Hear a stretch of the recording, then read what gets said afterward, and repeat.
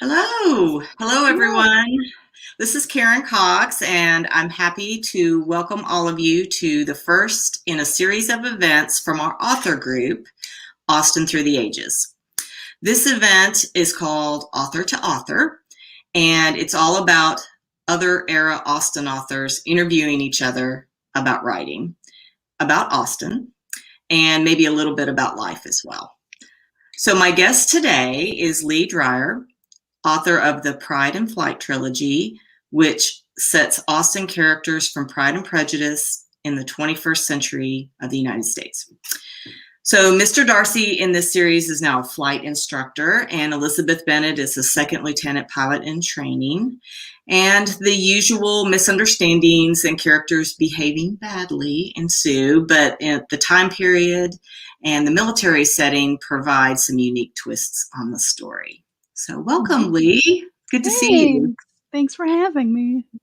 Yeah, I'm really excited about this. I know this is the first one, but I think this is going to be a lot of fun for people to kind of talk with authors and have authors actually do the interviewing too. So I'm excited about it. I'm really excited to just see everybody else.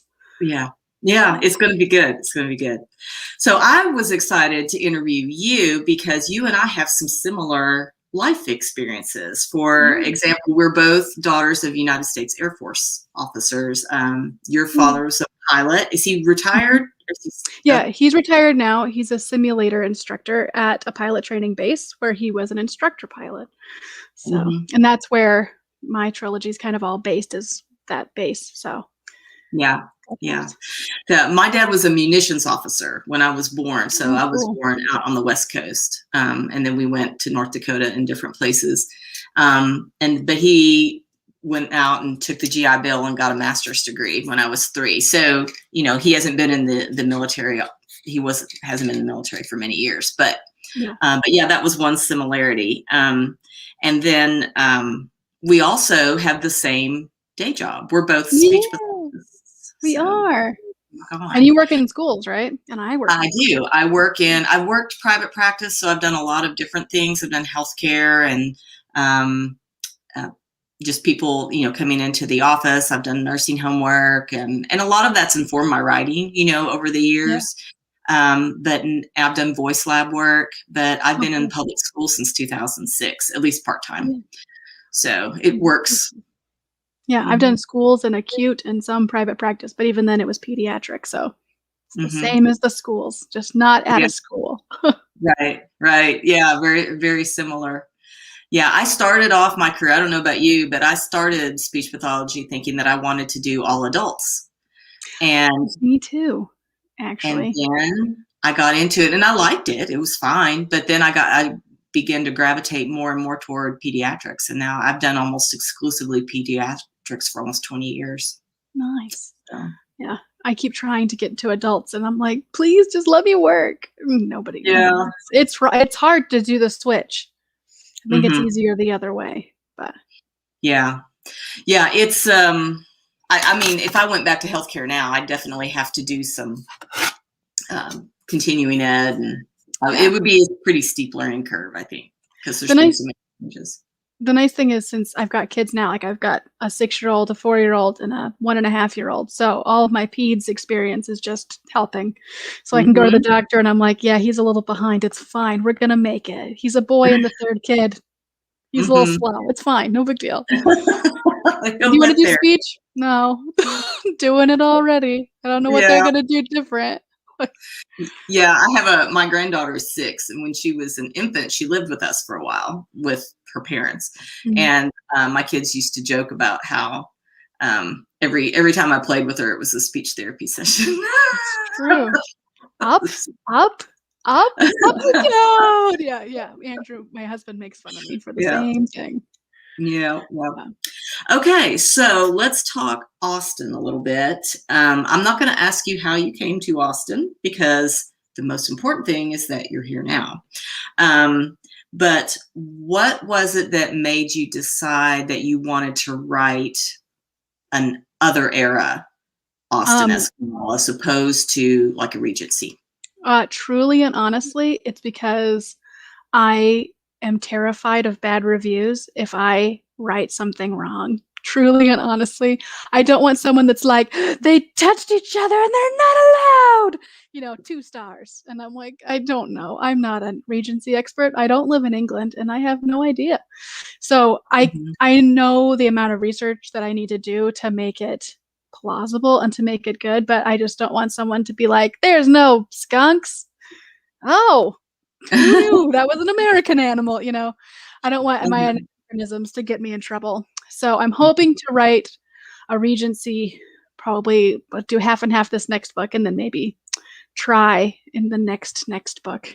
That's the Mhm. plan. We'll see, but I've got to kind of do some more research. As I've read more Jaff and as I've seen more reviews and researched more in the last few years, I feel more comfortable with it, but that Mhm. first one, I was like, no one can get me in trouble for my military stuff because I know that really well. My husband's an officer, I can ask him. My dad was an officer, I can ask him. Like, I have a lot of resources there to make sure it's as accurate as possible, but I don't have any 19th century dudes running around Mhm. to help. Sure enough. Sure enough, they're not running around anymore. Um, so when you said the last few years, so how long have you sort of been in this Austen-esque world of ours, this Austen-inspired world? So I started reading Jaff specifically in like 2012. I was living in DC. Well, I was living in Virginia and working in DC. So I had like a 45-minute commute, which was great because I got to sit on the train at the beginning and sit on the train at the end. Yes. Mhm. So I never had to stand. So I could just read the whole time. And I found, like, at Barnes and Noble, I found Death Comes to Pemberley and like a Kitty Bennett diary maybe and a Mr. Darcy book that I don't remember the title of at all. I'd have to go look. But I started reading those and I was like, oh, I like these. And I like how you just get to go back to that familiar character. My favorite thing is I don't have to reinvest my time, knowledge, whatever intellectual ability to sit there and go, okay, now who's Tom again? Tom is that other guy. I know who Mr. Darcy is from the beginning, and it's just great.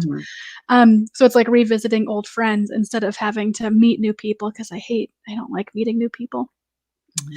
Um, so I started reading then, and then in 2014 I had my son, and I was nursing, and my kids don't sleep at all. They just none of them sleep.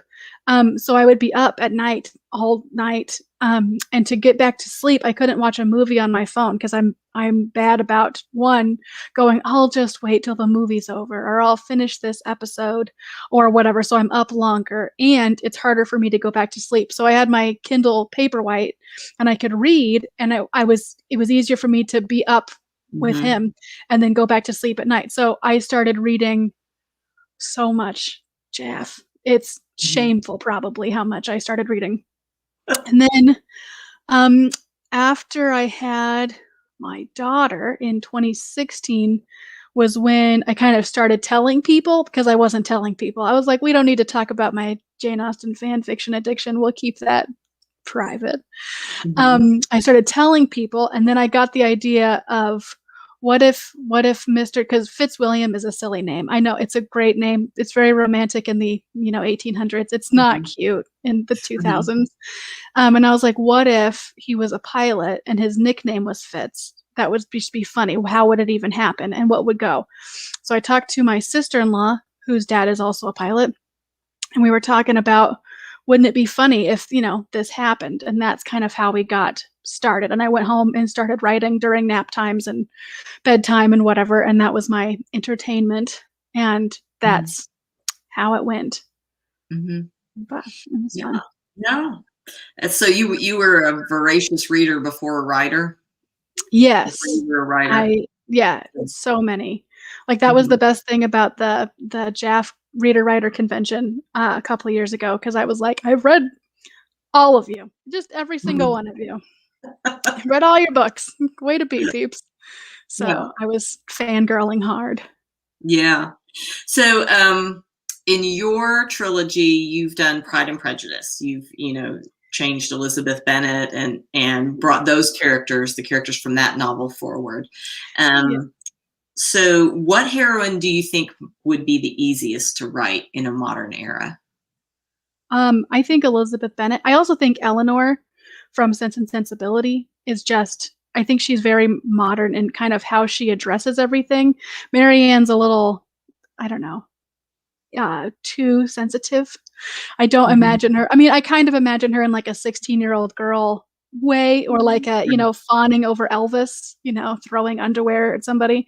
Like I imagine her that kind of way, but that's not realistic to me. But Eleanor is very modern in how she approaches everything. Hey, we don't have enough money. We got to go get this house. Okay, well, I'm going to go on Zillow, look for a cottage near me. I think that she really, I think she's my other favorite too, but I think she puts herself forward. Or Emma. Like I think you've done a really good job with Emma in I Could Write a Book that I never had really acknowledged before that book, actually.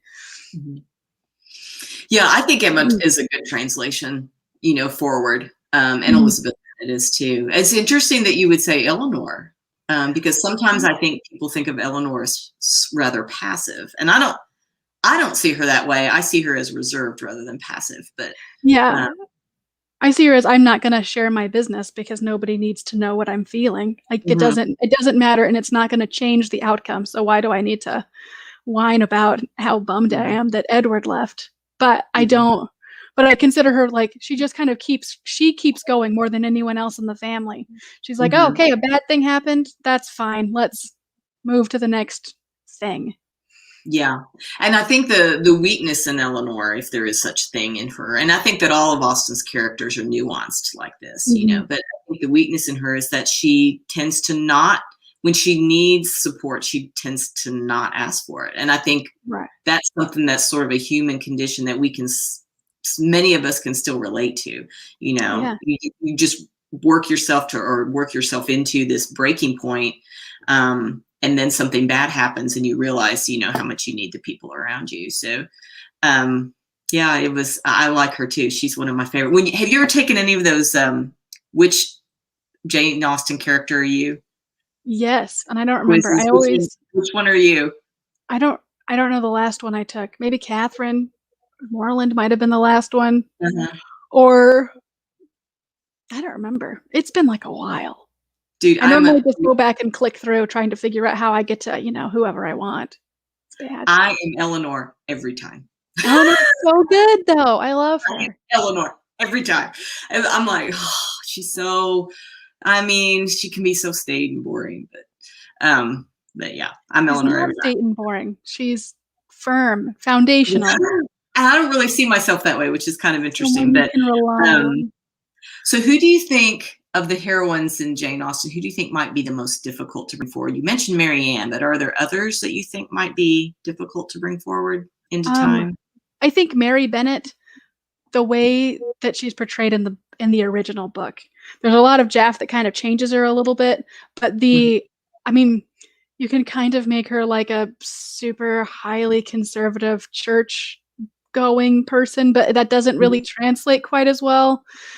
Like, and I think I'm good at piano, but I'm not, but I'm trying. I don't know. She's awkward enough in the era, but once you kind of put her forward, I feel like you can't bring her same traits straight forward. Like Elizabeth is whatever, strong, independent female who don't need no man in the 1800s and in the 2000s.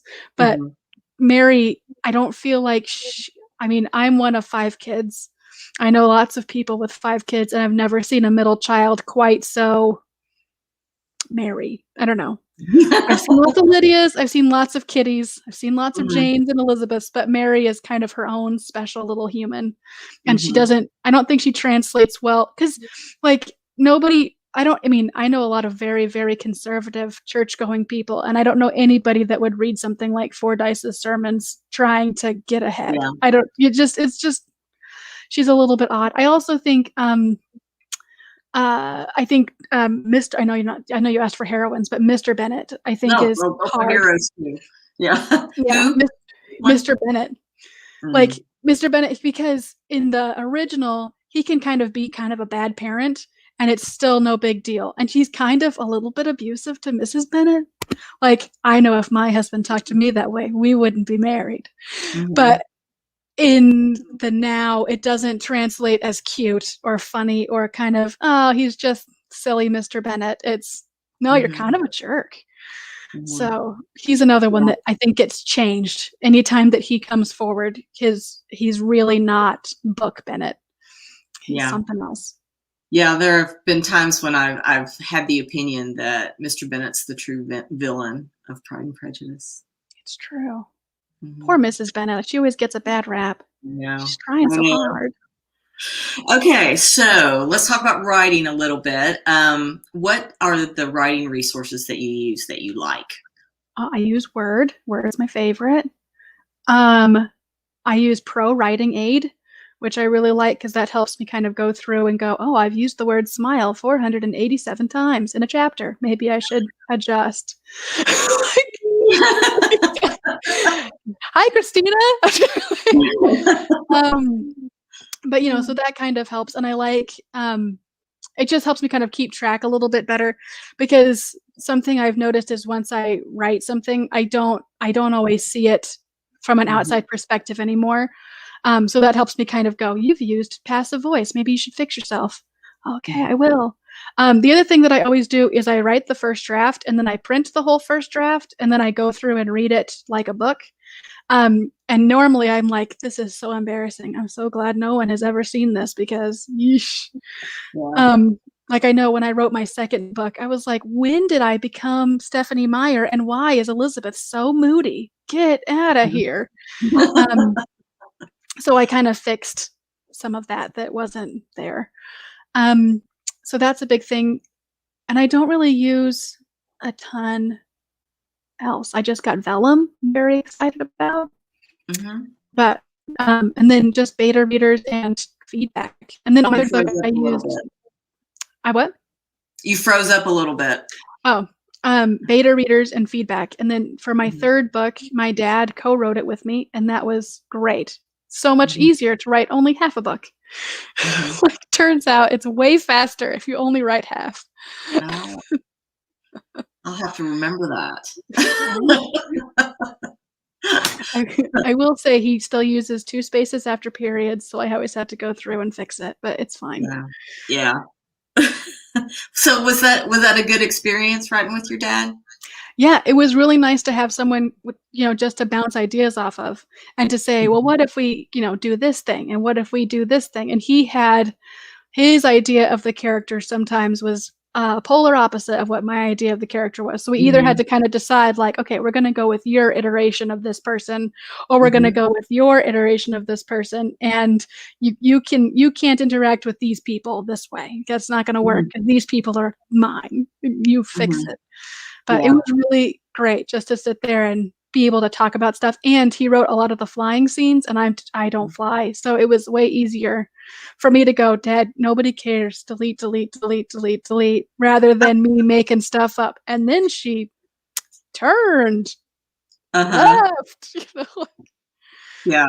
Fun. Was he pretty good with that when you deleted things out, or did you blame it on the editor? Oh, yeah. No, I didn't. I mean, he did see all of the edits. Sometimes he was like, well, I just don't know how to make it any more dumbed down. And I was like, well, try. We're not all pilots. Exactly. But he had, you know, when we first wrote, we had huge paragraphs of just plain stuff, which was fine. I mean, I enjoyed it because I was already kind of reading it and whatever. But both of us were like, okay, that's too many things. Nobody cares about the rivets and what shape they are. Delete, delete, delete, delete, delete, delete. But it was really a fun experience. And like I said, much easier for him to write how the pilot feels versus me going, yeah, then it was Bumby, probably. So was your dad the first person who suggested that you should write, or was it somebody else? No, like it was my well, so I talked to my husband and I talked to my sister-in-law and was like, what about this idea?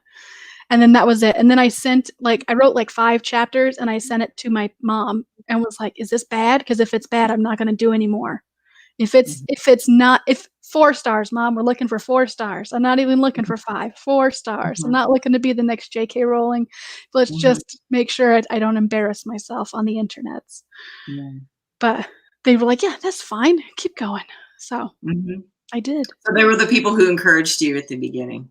Yeah. Yeah, that's great. That's great. My Yeah. family did not know anything about me publishing anything until it was happening. I love it.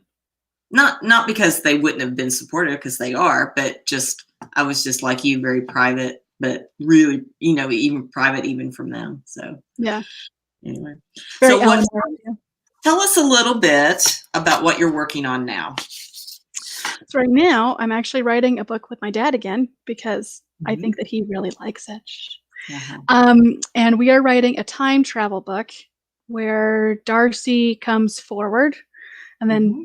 at the end, he'll eventually go back. But that's the premise. So I wanted to start writing some Regency, but I wasn't comfortable writing everything Regency. And I have a hard time thinking of a Regency plot that hasn't kind of been done. Like, there's only so many carriage crashes and like cabins and whatever Mhm. that you can write before I'm like, I'm probably just stepping on somebody else's idea. Mhm. So I really wanted to see. I feel like Elizabeth coming forward, I kind of know what that would look like, but I really wanted to see what would happen if Darcy came forward and kind of Mhm. made the changes he makes in the book, but independent of Elizabeth. So That sounds that's interesting. yeah. So he's going to come to modern. I think it's New York. It could be Massachusetts. We're nailing it down right now. Mhm. We got an outline. and Uh-huh. that's it. So I think Go I ahead. think No, go he's ahead. written oh, I think he's written a couple of chapters, and I'm working on mine, trying to pull it Uh-huh. together. Yeah. And that kind of leads us into our next section, sort of our last section, which is the this or this. So, which one are you as an author? Are you plotter or pantser or I'm a both? planter, both. So I Pantser. always have an outline. It's like one page with bullet points, and like for the Pride and Flight series, it had like Darcy's perspective, what needs to happen, Elizabeth's perspective, what needs to happen, because I found that if I didn't have the perspectives, I would just write 6 Elizabeth chapters and go, "Oh no. Oh no." Then I'd have to go Mhm. put people back in. Um, and that kind of keeps my timeline better. That was something I learned after the second book. Have a timeline, Jessica. I don't know. Yeah. Um, that that helped a lot. So I have Yeah. like my 1 page or 2 page bullet pointed outline, and then it always changes by about chapter 15. Yeah. So it sounds like what you're really doing a lot of character driven.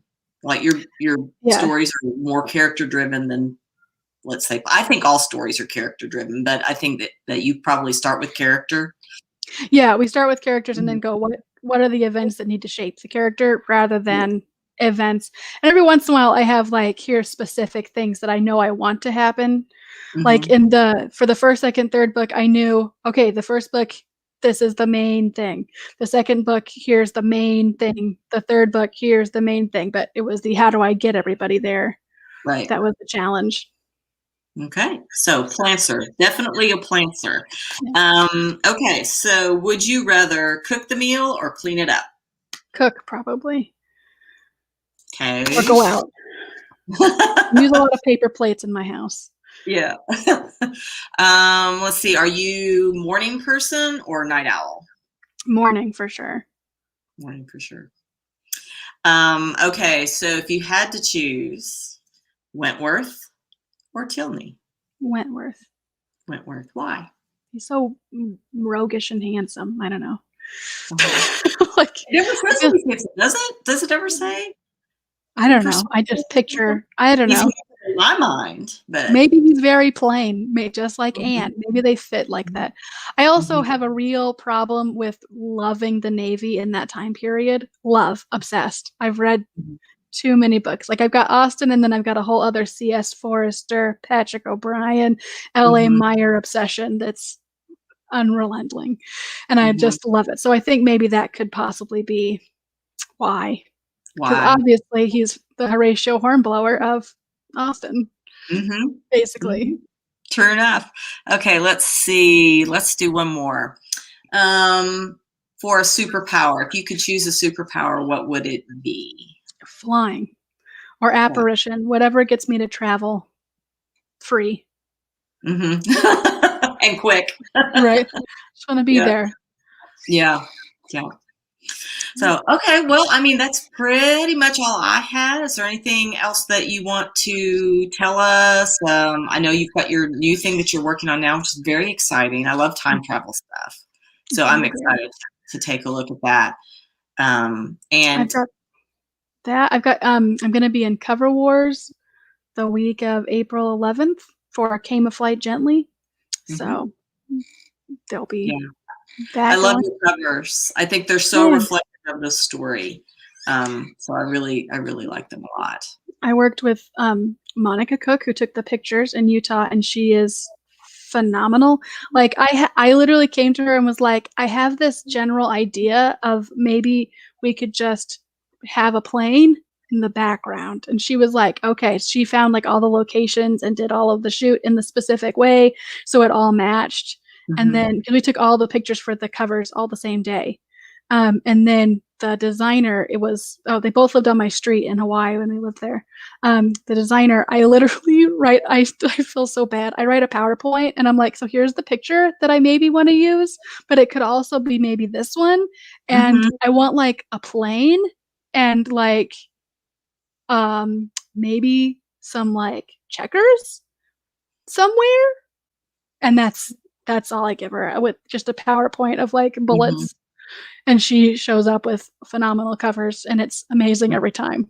Yeah, she made it happen. She did. She's so good.